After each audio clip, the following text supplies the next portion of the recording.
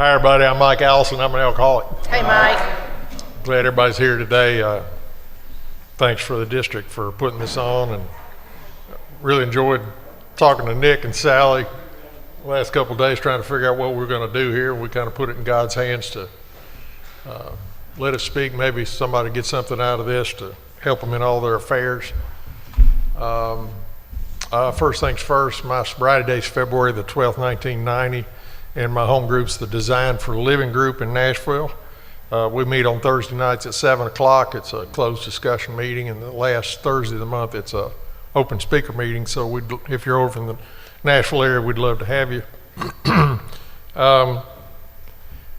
The 12 step says, having had a spiritual awakening as the result of these steps, we try to carry this message to alcoholics and to practice these principles in all our affairs, all our affairs.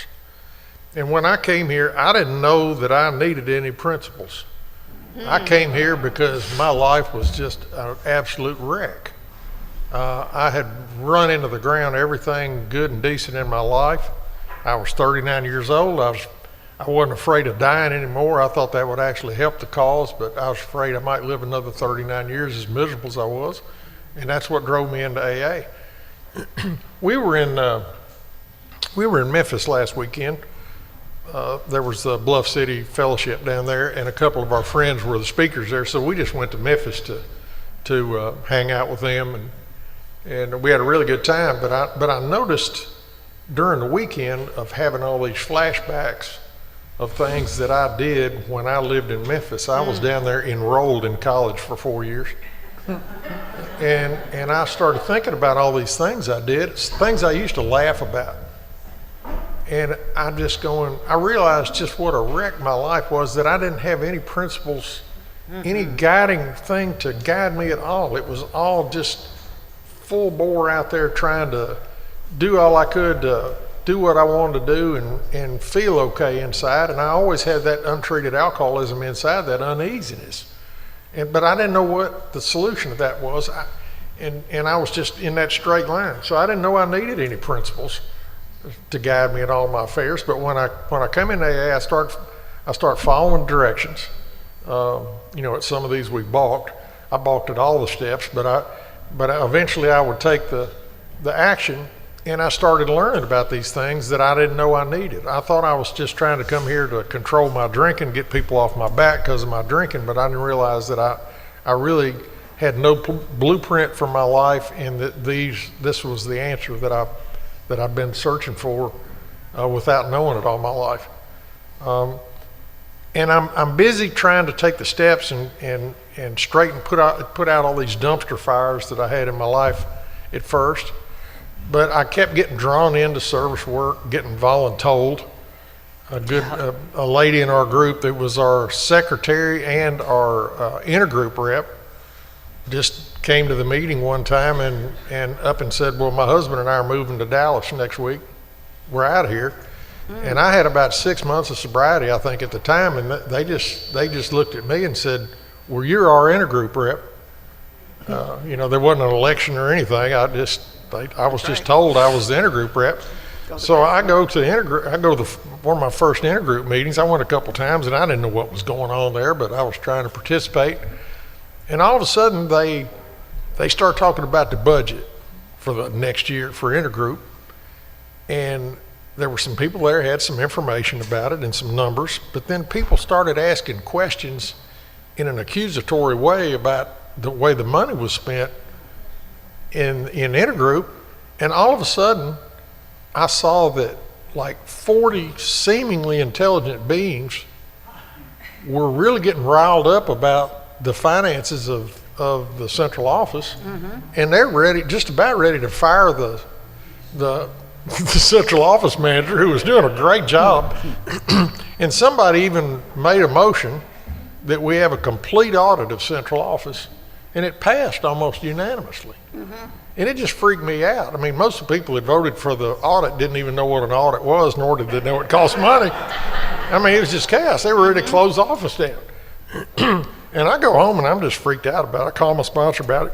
And I was really upset because I just couldn't believe that this group had just imploded And about 3 or 4 days later, a guy named Don Roy, who had been a previous central office manager, I think when it first opened, he sent a letter to everybody who was on that committee and said, well, these are the problems that everybody stated, but here's some traditions you might think about that might solve this. And it was the first time, because I just, they'd read the traditions. I think, well, that stuff, that's advanced AA. I'm just doing the steps, trying to clear up my life. But that's when I first started paying attention to the traditions, that those were really necessary to keep us from killing ourselves. Mm-hmm. And then later on, I found out that those traditions, after I went to several workshops on relationships, I heard other couples talk about how the traditions guided their relationships. And so that's always, that's when I started catching on these principles, excuse me, that I needed to guide my life. But I want to tell you a couple things. I mean, Diane and I have been together. We just celebrated 49 years of marriage back in August. I love her dearly. She told me one time, of all the alcoholics and drug addicts she's ever dated, she likes me best. And but we were married. I was drinking the first 15 years we were married, and then when I got sober, I mean, we didn't even know who we were married to for a while. I mean, it was a difficult time, and she stuck with me to where we are today. But I had a lot of preconceived notions. You're talking about being territorial. The first thing, this real conflict we had, we have this deck outside of our bedroom, and we have a hot tub, and I put up this big fence like 8 feet high on one side of the deck for privacy, for screen out my next door neighbor. And Diane came to me one time and said, that fence is ugly. I just want to tear that down. And I said, no, Diane, you don't understand. I come home from work. I want to get out there in the hot tub. I need my privacy and all that. Well, the fence looks bad. I really want it down. And it really got to be a big deal. And looking at it now, I just laugh about it. But I was really making it a big deal. And I called my sponsor. I said, Diane wants me to tear this fence down. I said, I want the fence. I need my privacy. I work hard all day and I need this. He said, Michael, just take the fence down. Well, I followed my sponsor's suggestions, even though I have contempt prior to investigation. I just did what he said because he kept saying, just tear the fence down. So I go out there with a sledgehammer. And I mean, I am beating this fence to death, because I know as soon as I knock that fence down, I'm going to be staring right at my neighbor's house. Well, as soon as I knocked the fence down, I realized that some bamboo I planted years before had grown up 30 feet high, and I couldn't even see my next door neighbor's house. Oh, no. So that's when I started realizing, maybe I've got a lot of old ideas. And I've tried to get rid of some of those old ideas, and some of them, some of them die quick, some of them don't. And I'm still uncovering, discovering, and discarding those things. I heard that I had to practice these principles in all my affairs. I read Chuck C's New Pair of Glasses, which is a great book. I still read it maybe once a year anyway. It's, some of you don't know, it was a weekend men's retreat he did back in like 1973. Mm-hmm. And he talks about AA and business in that, about how his business affairs changed, how he looked at business. He looked at things that you do things for people that need to have things done because they want to. In my business, I had my own business for a long time, and I'm thinking, man, you got to fight and claw and scrape in the business world to get by. Well, I started listening to what this man was saying, and I thought, well, maybe there's something to that. And just to give you some background, I used to be in the sod business. I had a sod farm that I grew grass and I sold to people. And this guy came to my sod farm one time and he said, look, I'm building a house out in Bellevue and I want the best grass for my yard. He said, what do you suggest? And I showed him this field of grass I had. I said, this is our special Survivor blend. I said, it's really good stuff. We've got really good results with it. He said, great. He said, I'll call you back whenever they finish my house, and I'm going to get some of that from you. Well, the guy calls me back several months later, and in the meantime, I had sold most of it, and what I had left was not very good quality. And the guy said, hey, I want some of that Survivor Fescue blend.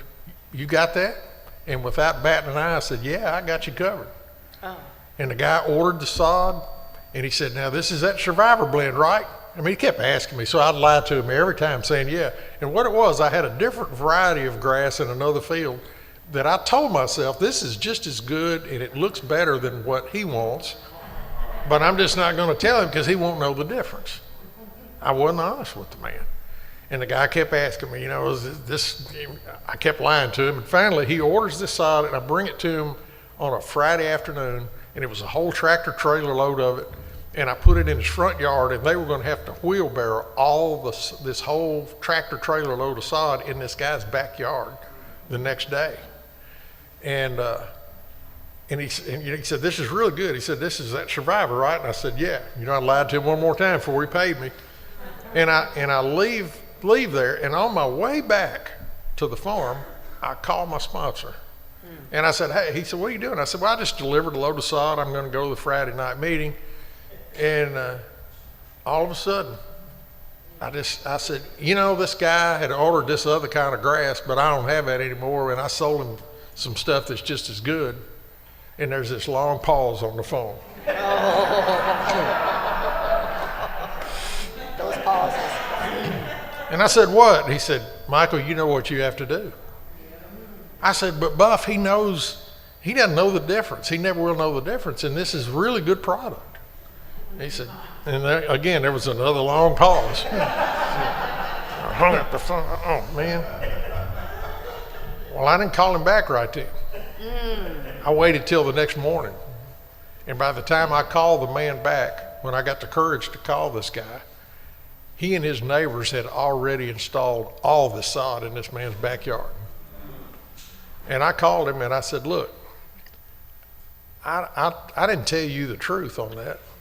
I said, that grass that you looked at last spring is no longer available and it's not any good what I have. And I gave you something that was different. And this guy went berserk. I mean, he went berserk. And I said, look, I know you're mad. I should have told you the truth and I didn't. I'll do whatever it takes to make that right. I said, if you want me to come take all that stuff out of your backyard and give your money back, I'll be more than glad to do it. And he said, well, I don't want to do that. We spent half a day and all my neighbors helped me. And I said, look, honestly, what you have is a really good product. But I said, if you want your money back, you can even keep it if you want to. And he said, are you sure it's as good as what I looked at before? I said, yes. Yes, but I just should have told you the truth and I didn't. And he said, well, if I have any trouble with it, are you going to make it right? I said, yes, sir. I'll do whatever you want to do. Well, I didn't hear from that guy again. And then several months later, I got a phone call from a guy who said, hey, I've just built a house in Bellevue, and my neighbor down the street said that he got sod from you. He said you lied to him about what you sold him, but that you made it right and that it was good stuff, and I want to buy it from you. Oh, wow. I got that same phone call from every person in that neighborhood. And every one of them said, well, my neighbor said you lied, but that you made it right. And so that's when I realized, doing the right thing is doing the right thing. And it pays dividends. Sometimes I don't look good when it happens, though. I want to talk about my father. My dad was he's a hard guy to live with. He wanted the best for me, loved me the best way he knew how, and he taught me work ethic. After I got sober, I didn't like him very much, and he was my mom had died a couple years before I got sober, and he was living by himself. He even had to he started having some accidents, and both my sisters lived out of town, so I was the one that had to take his car keys away from him. And it was one of the hardest things I've ever had to do. That I said, look, I don't want you to drive anymore. I'll drive you where you want. And I'll never forget the look it gave me, that I had cut off his freedom. When I do the right thing, sometimes I think I'm supposed to feel warm and fuzzy, and sometimes I feel terrible. And that was one of those days. And so I was driving him around where he went, and he was a hard man to get along with. And I had made amends to him. I had written him a letter and gave it to him as my sponsor wanted me to about a year prior to that. And we got along okay for a while, and then it happened again. And I was having this terrible time getting along with him. And I got so mad at him, I just get furious, but I wouldn't cuss him out. I just go home and cry and cuss at my sponsor. And he said, Michael, there's something else you might need to take an inventory about. And I had to do some more inventory about my relationship with my dad. And what I found out was, he was a guy that had some wealth and influence. And in spite of me saying I have God as my higher power, he was really my higher power. I mean, just watch me, what I really lean on for support. And anytime I ever got in trouble, my dad would bail me out of it. And at this point in time, I mean, I'm 40 years old at this time. I've been making my own living for a long time without his help. But I never would stand up to this man because I'm afraid he might cut me off. It was just my greed. And I called my sponsor and I said, look, I'm afraid my dad will cut me out of his will if I upset him. And he said, well, that's easy. He said, why don't you get on your knees and pray every day for every morning, every night for 3 weeks, that when he dies, he leaves everything to your sisters. And I thought, you're crazy. Yeah. But I was in so much pain that I did that, and I got free of that.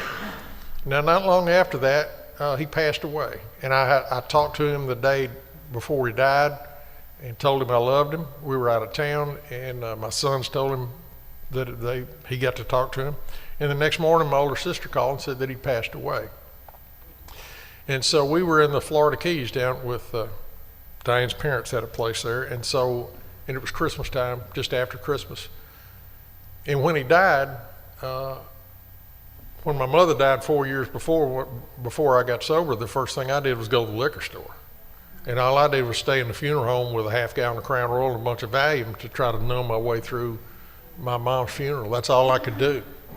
But because I was a sober member of AA that had gone through some steps, I picked up the phone, I called my sponsor, and I said, I just found out my dad died. And he said, well, why don't you go find a quiet place and get on your knees and thank God for the time you got to spend with your dad, which I did. And if I didn't have a sponsor and was willing, I mean, I was out of ideas when I came here. And because I listened to my sponsor, that's what I did. And so we managed to get some flights out of Miami that day to fly back to Nashville to start making arrangements for this. And I'm really upset, and we land in Nashville and we get back to our house. And we hadn't been home 10 or 15 minutes, and there's this knock on the front door. And a guy opened the front door. He was a guy named Terry, who was sponsored by my sponsor, and Terry later was my sponsor for over 20 years. And there's Terry standing there at my front door with a plate of sandwiches from our Monday night men's meeting. And I'm telling you, when he did that, that just padlocked me to AA. I realized this is the way of life I've always been looking for. This is what teaches me how to live in all my affairs. And the guy gave me that plate of sandwiches, and I was just blown away. And by the way, during the funeral, in the funeral home when I was there was always somebody over there from that men's group against the wall looking at me. They never let me be alone. Because I was a sober member of AA, I was able to be there for my family and my dad's friends and my 2 sisters, and help with arrangements and all that stuff, be a part of. And I'm the black sheep of the family, in case you don't know. But because of being a sober member of AA, I was the trusted servant of the family for my 2 sisters, and I was the executor of my dad's will, and everybody got what they were supposed to get, including the IRS.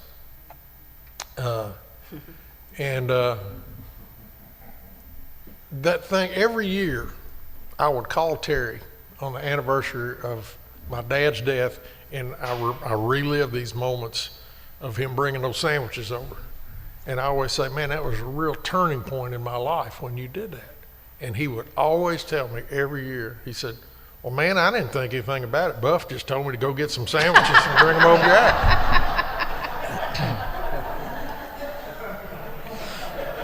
And that's... I love it.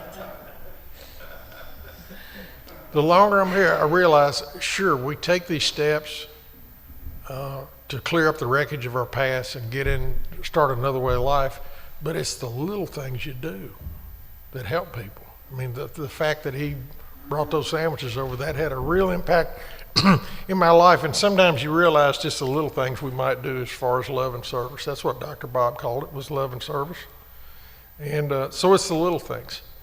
I picked up a few things along the way from other people. That same lady that was our intergroup rep that took off to Texas, her name is Priscilla. She lives in Asheville, North Carolina now. I still stay in touch with her. She handed me a bookmark one time at my home group, and I don't know whether she'd ever even read it or not. She said, "Here, I want you to have this."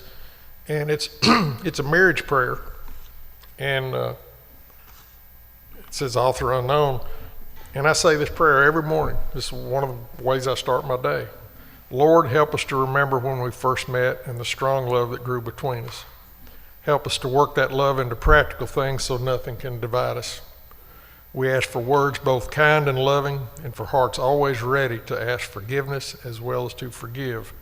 Dear Lord, we put our marriage into your hands. Amen. I've got a couple of these up here printed if you want one.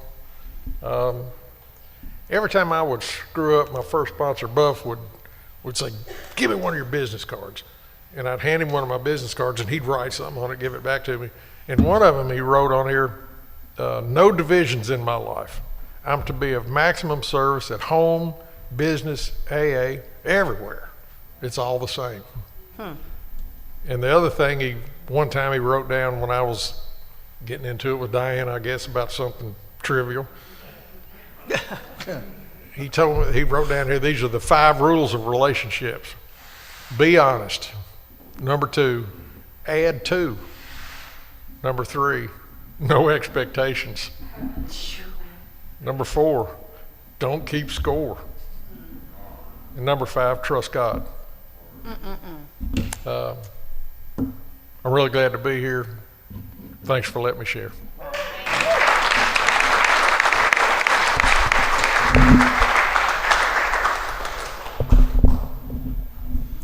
Hi, everybody. My name's Diane A. and I'm a grateful member of Al-Anon, the worldwide Al-Anon program, and Al-Tn. This topic, well, first I want to thank Isa for asking us to do this. I know for me, I've thought about it, sweat about it, for me, I just have to give it my higher power, and that's kind of what y'all taught me to do. Don't worry about it and just let my higher power do this. But I want to thank the committee, and I know it's such a great cause, and I really hope everybody gets a dessert back there. Remember, it's for donations, so they need it. And I've got already 3 of them. My name on it, so I haven't told you, but yeah. So, they'll go in the freezer for a while, maybe. No, they won't. I'll eat it tonight. Yeah, but thanks again for having us. With the topic being in all our affairs, what occurred to me is, I went back and we've done traditions and we've done steps and all that kind of stuff, relationships and working through, when I came in here, well, I'll just kind of say I was brought up with a huge family also. There are 12 of us in 12 and a half years, and 8 girls, 4 boys, 2 sets of twins, and I'm a twin also. So it was a lively bunch, and I'm the only one in recovery. So the things that, when I got in here, before I came to Al-Anon, I was very energetic. We were just always out and about doing things, and you couldn't sit around, and so I'm very active, and I was just in this place. I think acting as if was a good thing. Acting as though I had it all together, as all this stuff. I lived in fear. I lived everything I did was, okay, if I do this, then what's going to happen, or what, all those things. So I lived in fear, and everything I did, the values, I was looking at the principles that we have and we've learned in this program, and I was looking at those, and I'm thinking, I grew up with those. I grew up in church. I grew up in a religious school. I was taught a lot of these things that I've learned here, but the way I was taught and the reason I did them was out of fear. I was honest because I didn't want to go to hell. I was, all those things I acted as so that I was a good girl because I didn't want to go to hell. I didn't do it for the right reasons. I did it, out of fear. What would you think of me if I didn't do that? All that kind of stuff. I didn't lie. I get punished and all that stuff. I had the negative connotation of all the values and stuff rather than the positive things that I've learned in the program. And I came in not thinking I needed to change anything because I'm an Al-Anon and he's the alcoholic, and they told me to come here, and I thought it was to keep him sober. I didn't know that I needed it for me, that I listened to a lot of AA speakers and talks, and I'm just like you, except just don't get the drinking thing. I've got all that self-centered fear, all that same stuff that y'all talk about. Someone said a long time ago, we heard this, we're Team Xerox, Al-Anons. We're just the dry copy of y'all. And that's really true. I identify with a lot of the defects of character, the same things. I have the same things. And so for me, I didn't know that for a while. I came in and I kept coming because it would look good, and it was supporting him. And, I was a good wife. And,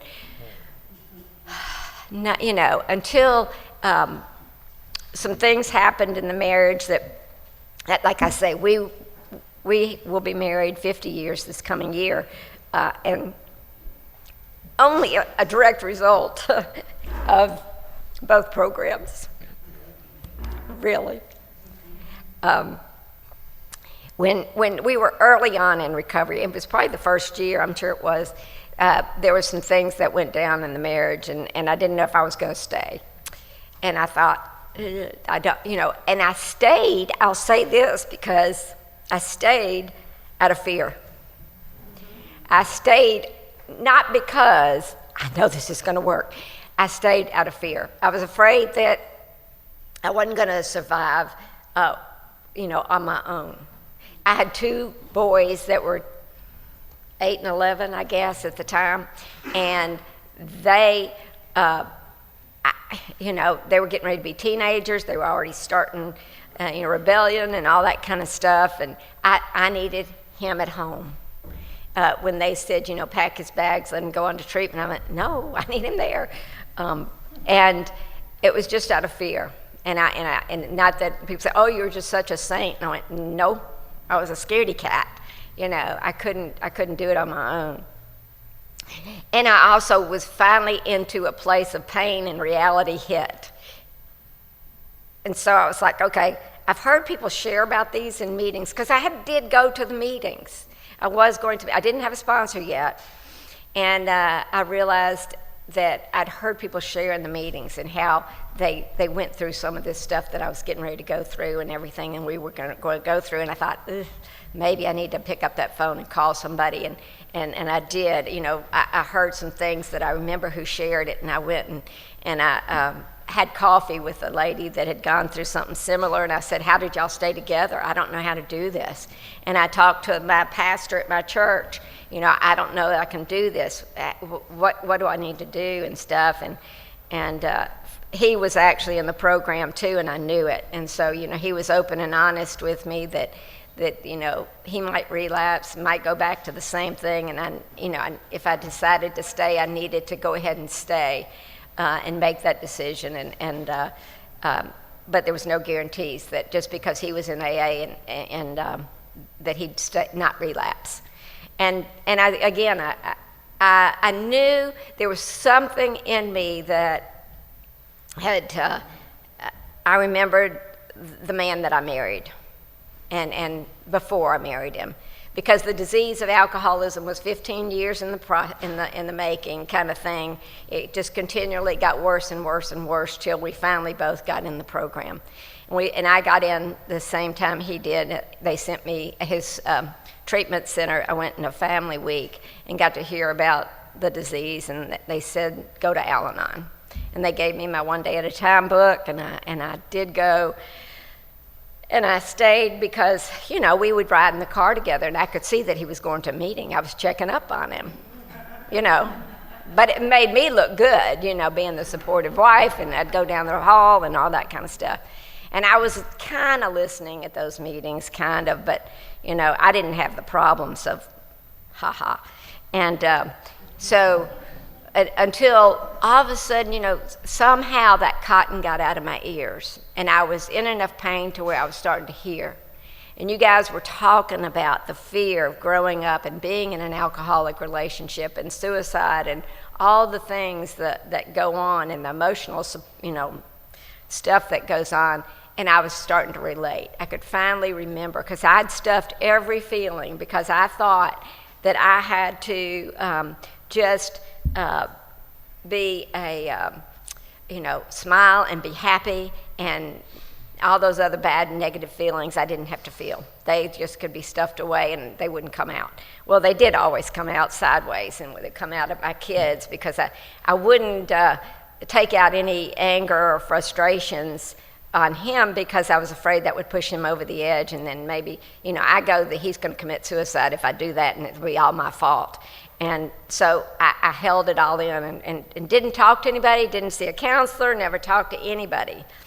I had a good friend at the time I was sharing a lot with, and she was about the only person that I was sharing anything with about the stuff that was going on. This is prior to recovery and stuff, and that relationship ended up being not good. She was untrustworthy and backfired and did all kinds of stuff that ruined my relationship as far as trusting anybody. Nobody's going to know anything about me anymore. That burned that bridge, and that was it. So I didn't have anybody to talk to, but I did remember my going to church. I had gone back to church because of the kids. I had gone to church as a kid, and then I stopped when I went to college because I did all those drugs and alcohol and all that kind of stuff. I participated in that, and I rebelled like y'all do, same here, and I didn't go back to church until I had, got married and had kids and went back, and that was my one escape. I would go to a church and I could have that 1 hour of peace. I always say that my church for me was like a meeting. It was when I could go to a meeting, when I started going to Al-Anon meetings, it was like, that's that peace I knew at church and stuff. So that would be my only hour of peace and stuff. But anyway, so I started listening in the meetings, hearing things, and I thought, well, I'm really hurting. I need to maybe look at this for me. And I got a sponsor, started working the steps, because I heard, I saw him growing and changing, and so I started doing the steps and finding out about me and those values that I'd learned as a kid and stuff. And eventually it was that, I've changed sponsors several times because of one moved away, one graduated, and another health couldn't do it. And so I'm actually back with my first sponsor because our schedules weren't working together. We were both working at the time, and we were playing phone tag all the time. So finally, I changed, and now I'm back with her because we're both retired, and it's really cool. But now, looking at starting to apply these traditions, because I was working and my family of origin, so many people, I have to deal with.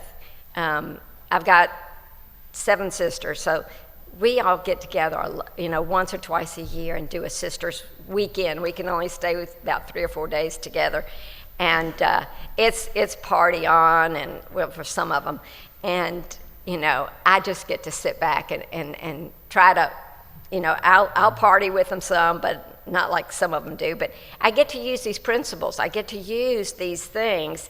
It's a all out, let's gossip, let's talk about them and all that kind of stuff. And I've learned, that's not how I, operate anymore. I'd love to jump in there and say it. I'm not saying I never do, but you know, I have to really watch myself because I can jump in there and do those things. I can gossip, and I try not to today engage in all that stuff. And when I hear the negative stuff when somebody's having problems, I try to apply our principles. And I don't push Al-Anon or AA on any of them, but I'm just so grateful that I have these things that I can use to get with them. Now, today, just some of the things with my sisters we do. I have a Zoom meeting because of COVID. We started a Zoom week. Every Sunday my family, I put it out there, if anybody wants to Zoom, we do. And sometimes there may only be 2 or 3 of us, and sometimes there may be 8 of us. And we connect every week. I'm in touch with my family because we're all over the country now. And there's several of us still in Nashville, but majority, and they get on too, but I'm able to stay connected with my family in a way that it's really cool that this has come about from Zoom and everything, because meetings I would never have done that before. But Mike and I, I've got just several things that we had when we came in here. No communication skills whatsoever, 0, and it was it was always his way or the highway, or my way or the highway, and it was silent treatment at our house. If we didn't, we wouldn't argue because I didn't want to, have any conflict, and he didn't want to argue because we both had opposite stuff growing up, the way that we deal with problems or issues or whatever it is you want to call it. And we've had to learn in this program how to communicate and how to. This is a new little book that Al-Anon put out that I didn't know about till last night. It's a new little free pamphlet, and I was looking through it because the way that I learned how to communicate with him is that we had, there's a book called Dilemma of the Alcoholic Marriage. And because I knew we had an alcoholic marriage, that book, it's a small book, but it was very helpful. There was a chapter on communication, and they actually put these 5 guides in here. When Mike read those, I thought, these 5 guides really helped me to learn how to be. Now, it's not that we communicate perfectly now still. We are little bit by little bit peeling that onion on how to communicate better and things. So I'm going to read these 5 things while I've got this thing open. It's first one is to discuss, don't attack. If I have a grievance, I just tell how I feel about it calmly and without accusation. The second one is keep my voice low and calm. If something I say gets a loud voice reaction, I just say it in a low voice that our shouting days are over, and I leave the room. The third one, stick to the subject. One thing at a time is sufficient. If I use the opportunity to list another 10 things that are bothering me, I confuse the issue and will end up fighting all night. 4, nobody relates, I can hear that. 4, listen to their complaints. When it's my turn to be on the receiving end of a complaint, I keep myself receptive to what's being said, reminding myself that I want to be cool-headed, open-minded, and reasonable. And the last thing it says, avoid making demands. I just state the case without telling how I think it needs to be resolved. And those 5 things, I remember, it didn't quite do it. Those were the 5 points. But I remember those things we had to look at. We had to learn little bit by little bit. We're peeling the onion in this marriage, and it's almost 50 years. So it is a very slow progress. But, we have learned over and over. We had to develop a date night, just because we were both working. We were, barely seeing each other. We were going to meetings, every different night or whatever. And we do go to a lot of meetings. That's part of our recovery together. And we have date night on Wednesday night. That's where we might just sit home and watch TV, but we call it date night. If we want to go out or dinner or whatever, it's just us and stuff. It's a time that we can reconnect. Today, my one thing that's changed about the way when I first came in is I used to, get up early, go exercise, come home, do some readings, go to work, come home, cook dinner, go to a meeting, whatever, go to bed. And it was just one day after another, same thing, over and over. And COVID actually changed this for me a lot because it stopped the early morning exercise because the gym's all closed. Now, pool's closed, everything closed. I was at home by myself with Mike. It was just us. Our kids had grown up and moved out of town, and it was just us. Ended up being that I had all this time. And so, I couldn't go anywhere. And it was like mornings, coffee, get out my meditation books, get out my readings, spend some time, quiet time. And I realized that's what was missing. I was really missing that early, morning quiet time. And since COVID is all that's gone now, that, I share this with my sponsees, I just don't have time. It was shared about getting up early. If I look at my day, we talk about, what's your plan tomorrow, I realize what time I'm going to be going exercise or whatever. I always set my alarm, a couple hours early so that I have an hour to an hour and a half, maybe two, and just to do readings, to do meditation, just to be. And what I've found is that has helped me in the rest of my day. Mm-hmm. It's like I'm starting my day right, and with my higher power. And that thing is the one positive thing for me that came out of that COVID was that. And several other things too. In our kids are grown, and we have to use this program with dealing with them. They're 42 and 46, and they live in California, and our grandson is 24.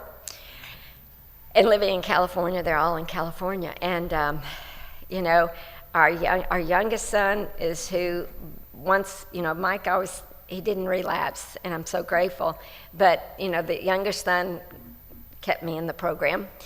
The older son kept me in the program, his marriages, his divorces, his, kids, all that stuff. I never found it necessary to leave. I always had something that I could use. I needed the tools of the program. This is my life today, is the program is the most important thing because it has connected me to my higher power.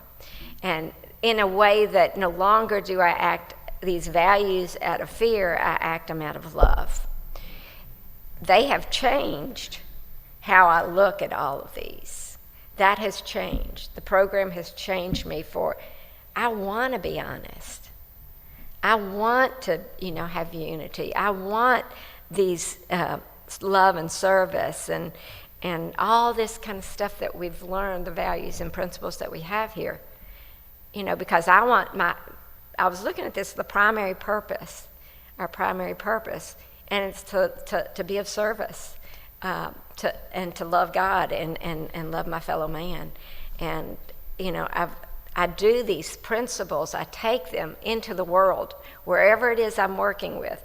I retired a couple of times from jobs, I do different types of work today, but I do it for a different reason. Everything has kind of changed for why I do things.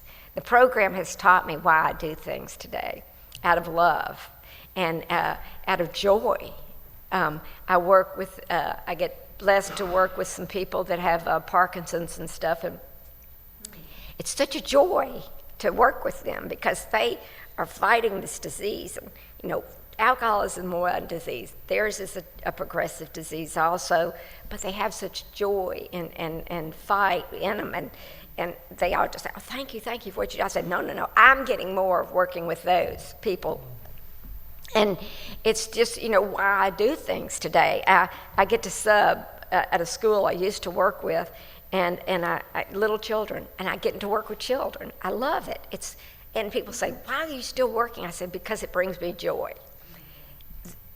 The program has taught me I do things out of that reason because I know that's I see, maybe that's where my higher power comes to me when I'm doing those things, and I can see it. I feel that connection with my higher power when I'm doing those things and when I'm applying these things into those avenues, everything. Our youngest son, I was going to say, he's tried to be sober for many years, in and out. 2 years, and maybe 2 years not drinking, 2 weeks not doing something else, different things, in and out. And he's struggled a lot, and the program has taught me, I'm just supposed to be loving them and letting them do their own journey. And I've learned not to enable him. I want to enable him. I want to give him money. I want to see him do good and everything, but we know that's not helpful to him. And he's had to struggle, and he's had to find his way, and in finding his way, he's found his passion because we didn't give him the easy way out.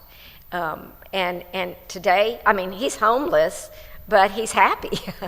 He's homeless, he's living in his camper if he wants, or he's living wherever he's working. And he had a house he was living in, and they were selling it. And so he's trying to find his way.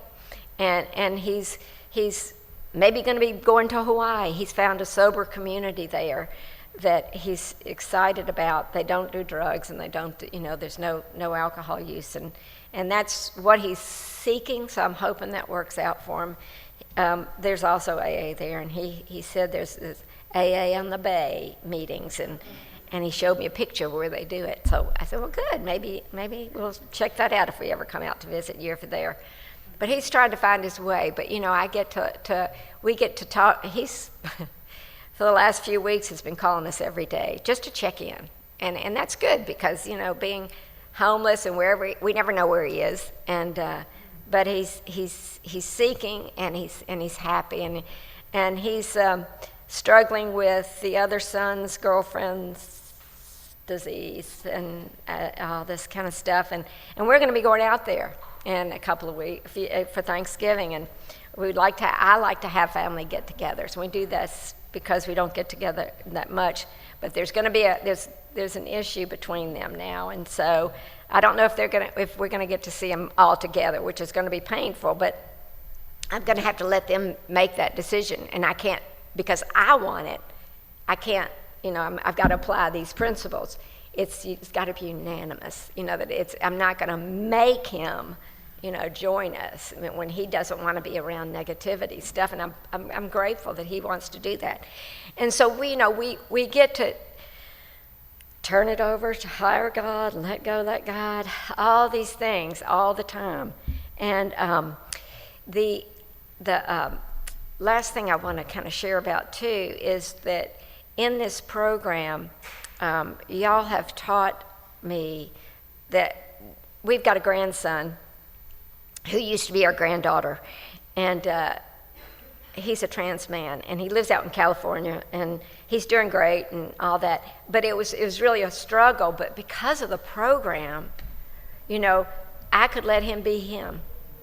And when it's been 6 years ago, and during COVID, it was hard for me to accept it. I saw the transitioning happening and all that kind of stuff, and but it was still a struggle at first. Of course, the nouns and pronouns are too. But the thing was this, that during COVID, he quit college. He couldn't. It was couldn't do the online stuff. We said, that's up to you. But he asked to come live with us. And I know that's because we were programmed. Because of the program, we were safe for him. His dad had moved to California already, and his mom had remarried, and he didn't have a place there. And he's asked to come live with us. We have an empty house. And so we got to have him at our house for maybe 2 years. Okay. And which was so, having a teenager back in the house is all, it was right at 20, but it was teenage stuff. But really COVID, he couldn't do anything. They were stuck. And it was a joy because I got to experience his transitioning, and really all it was outward appearance. That's all the difference. It was still that baby that I took care of. It was still that little girl. It's still that, that teenager. It was still the same person. It was just outward appearance is all that changed. A little lower voice too, but that was so helpful to me, is because for me, I can see into people now, and not, because before it's all about outward appearance, how do I look? How do they look? What blah, blah, blah, blah. And judgment, I want to go to judgment like that in a heartbeat, and all of that's outward appearance. But for me, I think that's hit me the most is that I get to experience people from the inside out, not outside in.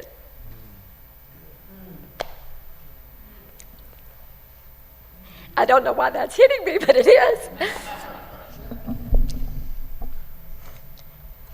Because God just said that to me. Anyway, I do want to end with something that came out of this book that just kind of, for me, wraps it all up on where my growth really it's all been everything, the program, the steps, the traditions, the concepts. I'm going through the concepts with my sponsor now, and I encourage you to look at them if you've never. I didn't think they were important, but I've seen the benefit of those too. It's all three legacies. It is that service work and stuff. But I just thought this kind of wrapped it up, and it may or may not make sense to you, and it may not make sense to me now, but it did last night when I was talking about it. Or when I read it, I thought, I got to end with that. And then I'll let everybody else share if they want. So it says it all begins with words. The words that make up Al-Anon's 12 steps, 12 traditions, 12 concepts of service, serenity prayer, and slogans may be read by anybody in a matter of minutes.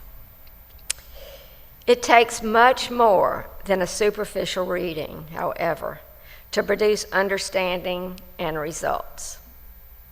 The ideas contained in the words, when applied to our daily lives, can bring about unimaginable changes for the better, but only to the degree that we absorb and use them. They provide a key to spiritual enlightenment that has an almost miraculous effect on human affairs by changing our thinking and our attitudes in relation to others. They can and do release people from problems brought about by compulsive drinking. But it is up to us to apply these ideas and take the action that brings about these changes. Thanks. I'm glad to be here.